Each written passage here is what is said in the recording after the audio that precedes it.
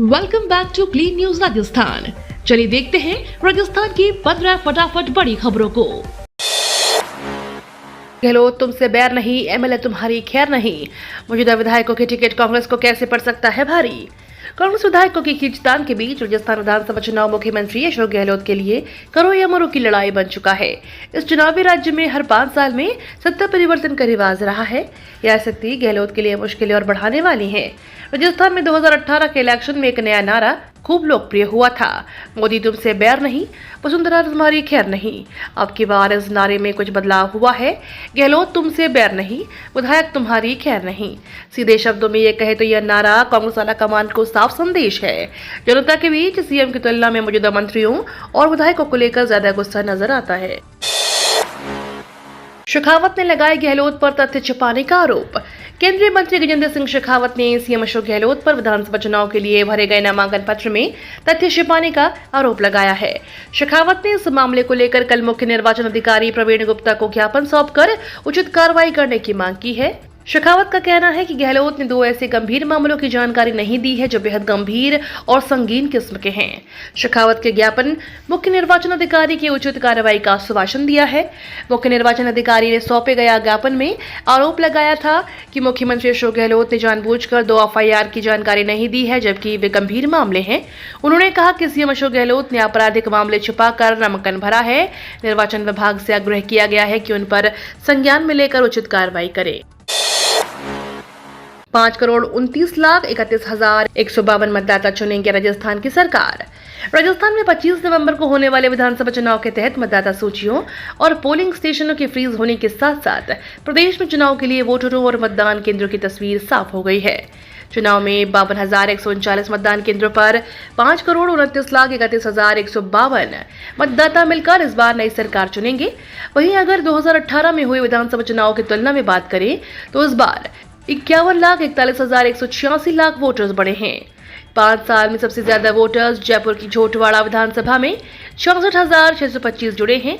वहीं जयपुर की किशनपोल विधानसभा में 5 साल में 5,563 वोटर्स कम हुए हैं। सचिन पायलट ने किया 23 गांवों का तूफानी दौरा। पूर्व उप मुख्यमंत्री और कांग्रेस से टोंक विधानसभा सीट से प्रत्याशी सचिन पायलट कल 3 दिवसीय टोंक विधानसभा क्षेत्र के दौरे पर पहुंचे, जहां 23 गांवों सहित करीब दर्जन भर ग्राम पंचायतों का तूफानी दौरा किया। इस दौरान शिवपुरी, टिकरिया, अरनिया, केदार सहित कई गांवों को और ग्राम पंचायतों का दौरा किया। इस दौरान ग्रामीणों ने सचिन पायलट का जोरदार स्वागत किया, तो वहीं पायलट ने भी नुक्कड़ सभाओं को संबोधित करते हुए भाजपा सहित अन्य दलों का बिना नाम लिए पलटवार करते हुए कहा कि कई नेता आएंगे और समाज, धर्म, जाति के नाम की बात करेंगे, आपको आपस में लड़ाने की बात करेंगे। जीएसटी, पेट्रोल, डीजल, गरीबी सबका जिक्र कर खाचरियावास ने भाजपा को धोया। कांग्रेस से सिविल लाइन प्रत्याशी और कैबिनेट मंत्री प्रताप सिंह खाचरियावास की प्रेस कॉन्फ्रेंस की, जिसमें प्रताप सिंह खाचरियावास ने बीजेपी पर जमकर आरोप लगाए। उन्होंने कहा कि सबकी नजरें राजस्थान के विधानसभा चुनावों पर है। बीजेपी किसान, गरीब विरोधी होकर भी जनता से वोट मांगने को खड़ी है। कांग्रेस महंगाई से राहत देकर अपने काम के दम पर वोट मांग रही है। प्रताप सिंह ने कहा कि दिल्ली में बैठी सरकार पेट्रोल और डीजल पर 55 और 60 रुपए टैक्स वसूल रहे हैं। जीएसटी लगा दिया, रोज खाने पीने की चीजों पर जीएसटी लगा दी है। बीजेपी सनातन की बात करती है, सनातन धर्म ही सिखाते हैं कि आपस में मिलकर रहना है, जबकि बीजेपी आपस में लड़ाना चाहती है। बीजेपी के नेता फर्जी नेता हैं जो धर्म के बारे में कुछ नहीं जानते। खाचरियावास ने कहा कि धर्म के नाम पर बीजेपी दंगे करती है, इसलिए मैंने पुजारियों से कहा है कि रात में मंदिरों में ताले लगाएं। राजस्थान में आज 9 और 10 नवंबर को अचानक बदलेगा मौसम। राजस्थान में नया पश्चिमी विक्षोभ सक्रिय होने जा रहा है, जिसके चलते प्रदेश के 4 से 5 जिलों में बारिश की संभावना है। इसके बाद तापमान में 2 से 3 डिग्री की गिरावट दर्ज की जा सकती है। विभाग ने इसे लेकर एक अलर्ट जारी किया है। मौसम विभाग के अनुसार आज 9 और 10 नवंबर को एक कमजोर पश्चिमी विक्षोभ के चलते प्रदेश के कुछ हिस्सों में आंशिक बादल छाए रहेंगे। 9 नवंबर को बीकानेर, गंगानगर, हनुमानगढ़, चूरू और आसपास के इलाकों में कहीं कहीं मेघ गर्जन के साथ हल्की बारिश हो सकती है। हालांकि प्रदेश के ज्यादातर स्थानों पर मौसम शुष्क बने रहने की संभावना है। गोबर के दीपक से जगमग होगी दिवाली, कई राज्यों में बढ़ी डिमांड। दिवाली के मौके पर राजधानी जयपुर में बाजार में गाय के गोबर से बने दियों की डिमांड अचानक से बढ़ गई है। वहीं जयपुर में बीते कुछ सालों में शुरू हुई यह पहल अब पर्यावरण जागरूकता की परंपरा बनती जा रही है। दीपोत्सव के लिए लाखों की संख्या में बनने वाले यह दिए दीपावली के 1 महीने पहले ही बनकर तैयार हो जाते हैं, जिसे आसानी से बाजार में खरीदा जा सकता है। इस काम में कई स्वयंसेवी सहायता समूह और गौशाला संचालक भी अपना सहयोग प्रदान करते रहे हैं। रेलवे में नौकरी पाने का बेहतरीन मौका।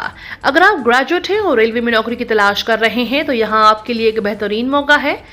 भारतीय रेलवे द्वारा दक्षिण पूर्व मध्य रेलवे SCCR के जरिए स्पोर्ट्स कोटा के तहत बहाली की जा रही है। जो भी उम्मीदवार इन पदों के लिए आवेदन करना चाहते हैं वे इंडियन रेलवे की आधिकारिक वेबसाइट पर जाकर ऑनलाइन आवेदन कर सकते हैं। इन पदों के लिए आवेदन करने की आखिरी तारीख 13 नवंबर है।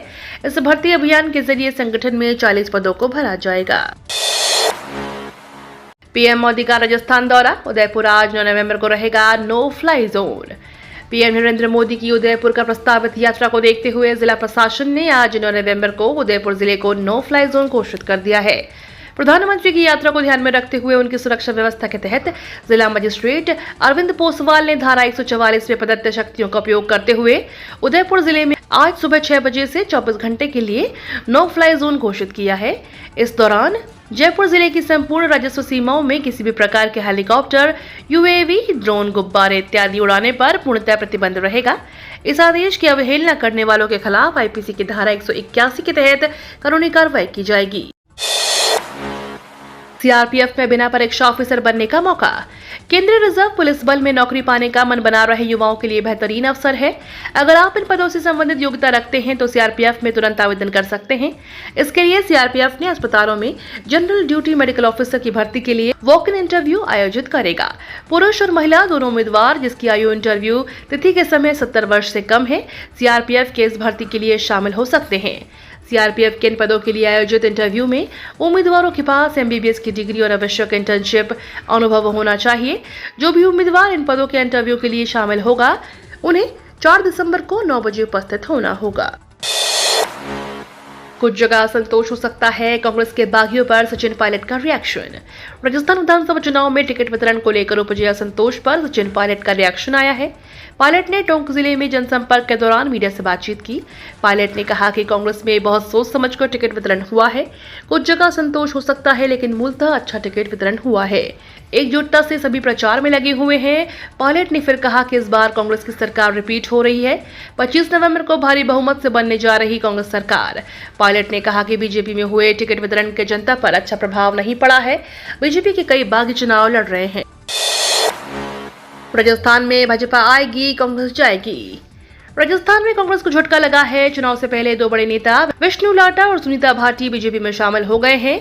इसी मौके पर केंद्रीय जल शक्ति मंत्री गजेंद्र सिंह शेखावत ने कहा कि भाजपा के तहसील कार्यालय और जिला कार्यालय से लेकर प्रदेश कार्यालय तक नित्य प्रतिदिन हजारों लोग भाजपा के परिवार को ज्वाइन कर रहे हैं। यह इस बात का द्योतक है कि भाजपा आ रही है और कांग्रेस का जहाज डूब रहा है।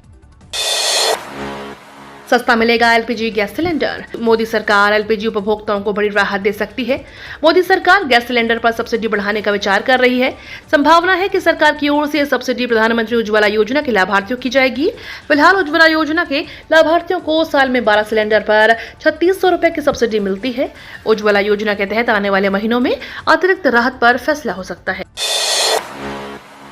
GST का दायरा बढ़ाने में जुटा केंद्र सरकार। वित्त मंत्री निर्मला सीतारमण ने दिए संकेत। निर्मला सीतारमण ने GST सुविधा केंद्र का उद्घाटन किया। इस दौरान उन्होंने कहा कि GST सुविधा केंद्रों से व्यापारिक प्रतिष्ठानों को GST पंजीकरण कराने में आने वाली असुविधाओं को दूर करने में मदद मिलेगी और मुद्दों को हल करने से आसानी होगी। केंद्रीय वित्त मंत्री ने मेरा बिल मेरा अधिकार योजना में भाग लेने वाले 6 ग्राहकों को 6 लाख रुपए का चेक पुरस्कार भी दिया। वित्त मंत्री निर्मला सीतारमण ने कहा कि यह अत्याधुनिक केंद्र देश में व्यापार करने में आसानी बढ़ाने में मदद करेंगे। अमित शाह के रथ से बिजली तार टकराने का मामला। राजस्थान के मुख्यमंत्री अशोक गहलोत ने केंद्रीय गृह मंत्री अमित शाह के रथ से बिजली तार टकराने के मामले में जांच कमेटी बनाई है। सीएम अशोक गहलोत ने जांच कराने का ऐलान किया था। अजमेर संभाग के आयुक्त को जांच सौंपी है। हादसे के कारणों की देनी होगी रिपोर्ट। आगे इस तहत के हादसे आगे इस तरह के हादसे रोकने के सुझाव सहित पूरी तथ्यात्मक रिपोर्ट मांगी है। 2 दिन में घटनाक्रम की रिपोर्ट सौंपने के लिए निर्देश दिए गए हैं। अतिरिक्त मुख्य सचिव गृह की ओर से संभाग आयुक्त को पत्र भेजा है। सीएम अशोक गहलोत ने कहा कि मैं इसकी जांच कराऊंगा। रथ में कौन लोग बैठे थे, रथ किसका था, मालिक कौन था और रथ टकरा कैसे गया।